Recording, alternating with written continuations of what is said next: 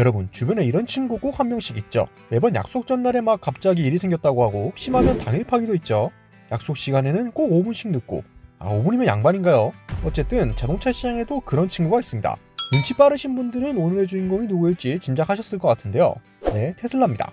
저번에 저희가 사이버트럭 얘기를 한번 나눈 적 있죠. 나온다 말만 하고 지금 계속 출시가 미뤄지고 있잖아요. 근데 이번에는 다른 모델이 발생입니다. 이 모델 출고만 목 빠지게 기다리시는 분들이 있으실 텐데요. 오늘은 제가 좀 안타까운 소식을 전해야 할 것 같습니다. 자세한 내용은 뒤에서 말씀드릴게요.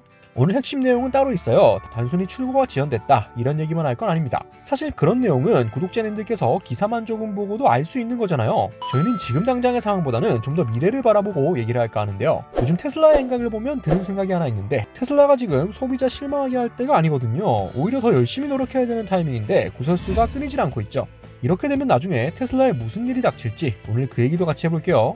영상 다 보시고 구독자님들의 의견도 알려주셨으면 좋겠습니다. 테슬라는 그래도 쉽게 무너지지 않는다, 혹은 인생 한방이다, 테슬라 긴장해야 된다, 여러분의 생각은 어떠신가요? 자, 앞에서 말씀드린 문제의 차량은 바로 모델 X였습니다. 정답을 혹시 맞추셨나요?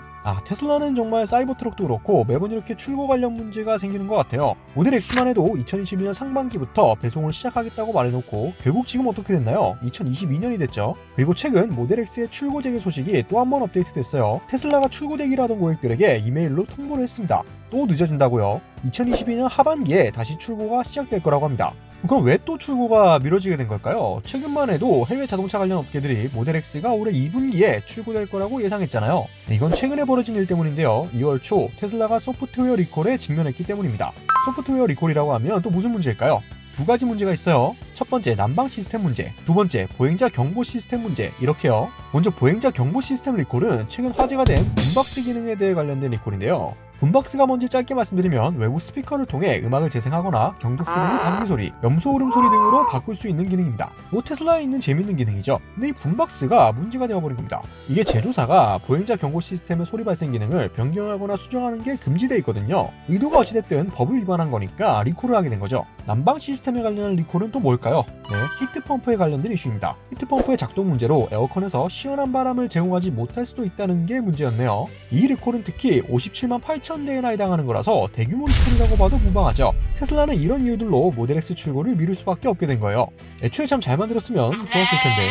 게다가 모델 X 듀얼 모터 사양은 올해 하반기도 아니고 2023년 1월 되어야 고객에게 인도될 수 있다고 하죠. 이건 기다리다가 목이 빠지겠습니다. 테슬라 리콜 문제는 하루 이틀 일이 아니잖아요. 최근 누수 문제도 심각했고 예전부터 단차 같은 조립 품질 논란도 있었고요. 또 이제는 리콜 때문에 출고까지 지연되니까 일각에선 테슬라 위기론까지 불거지는 중이에요. 이 위기론이 그냥 나온 말이 아닌 게 생각해보면은 정말 위기가 맞거든요. 원래 전기차 하면 테슬라였는데 이제는 그 공식이 통하지 않는 시대가 됐죠.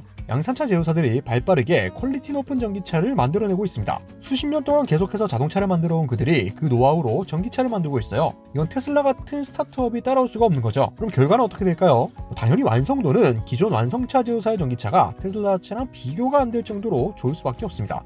점점 그게 증명이 되고 있어요. 최근에 BMW iX가 진짜 화제였죠. 솔직히 이 차 디자인은 저는 지금도 불호인데 논란이 많았지만요, 이 차 타본 사람들이 하나같이 극찬을 하면서 BMW가 실수했다라는 말까지 나올 정도로 차가 좋아요. 전기차 특유의 정숙성이나 BMW 특유의 운동 성능까지 모두 겸비한 진짜 대단한 전기차가 탄생했다는 리뷰가 계속 올라오고 있습니다. BMW만 그런 것도 아니죠. 벤츠도 솔직히 EQ 시리즈가 아직 두각을 엄청 드러내진 못하지만 전기차를 계속 출시하고 있고요. 국산차인 아이오닉5, EV6도 유럽에서 잘 나가죠. 어쩔 땐 테슬라보다 잘 나간다면서 기사가 나오기도 해요. 이러니까 이제 몇몇 소비자들은 오토파일럿 말고는 테슬라를 찾을 이유가 없는 것 같아 라는 말까지 하게 되는 겁니다. 오늘은 테슬라 모델 X의 출고 지연 소식에서 시작해서 테슬라의 현 주소까지 알아봤는데요. 네티즌들 반응은 어땠을까요? 입만 열면 거짓말인 테슬라, 고객과의 약속 따위는 아무 의미도 없다, 배짱 장사하다가 진짜 큰일 난다, 이러니 저러니 해도 사주니까 잘 팔리는 거지, 이런 반응들이 눈에 띕니다. 마지막으로 전해드릴 소식이 하나 더 있는데요. 최근 테슬라가 과징금 100억을 부과해야 하는 상황에 맞닥뜨렸습니다. 공정위가 나섰는데요. 테슬라는 배터리 성능을 속였다, 이렇게 판단을 내린 건데 네티즌들 반응이 상당히 분분합니다. 겨울철 현재에 떨어지는 효율을 제대로 기재하지 않았다는 거죠. 현대차도 떨어지는데 왜 테슬라만 과징금이냐, 테슬라 죽이기에 나섰네, 이런 반응들이 쏟아져 나오고 있습니다.